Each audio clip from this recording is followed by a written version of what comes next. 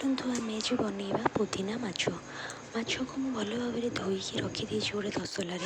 पुदीना पत्र धनिया पत्र दही लेंबू अदा खंडे कंचा लंका रसुण ये रेडी कर रखीदे भल भाव में धोई तापर आम गोटे ग्राइंडर रे से सब को एकाठी कर लेंबू फाड़े चुपुड़ी दबा तापर आम माछरे लुण ऐड करदेले देखी पारे केते सुंदर फाइन पेस्ट हो भल भाव फाइन पेस्ट कर सारापर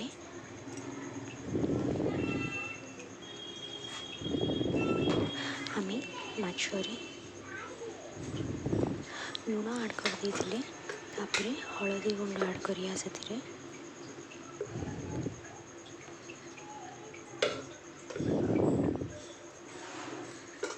देखिए आज मु बनईनी मो हजबैंड बनाऊँ पुदीना माछ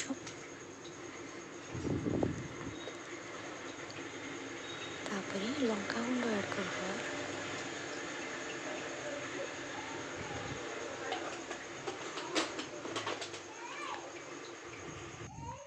तापर आम जो फाइन पेस्ट बनई ताकू से माछरे ऐड कर देकी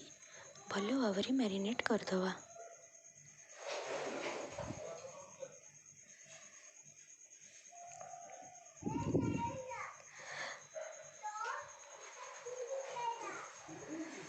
देखिए केते सुंदर मैरिनेट हो जाए हल्का वाला बेसन ऐड करवा क्रिस्पी हवापाई बेसन ऐड हो सारापर भल भाव में मैरिनेट कर रखीदे तावारे हल्का तेल देकी भल भाव में माछ को फ्राए करवा आग पछ कर भल भाव में फ्राए करवा जमती कंचा न रहे से भल भाव में माछ फ्राए होगला आम गोटे प्लेट रे सर्व करदे उत्तर तल कर भल भाव में भाजवा जमी भीतर कंचा न रही जाए देखिए केते सुंदर भजा हो गोटे प्लेट को काढ़ीदे पुदीना पत्र दे भल भाव में सर्व करदे आपण मैंने निश्चिंत भाव में भले टेस्ट करंतु बनातु बनईकी टेस्ट करंतु देखिए बहुत ही सुंदर खाइबा बहुत ही स्वादिष्ट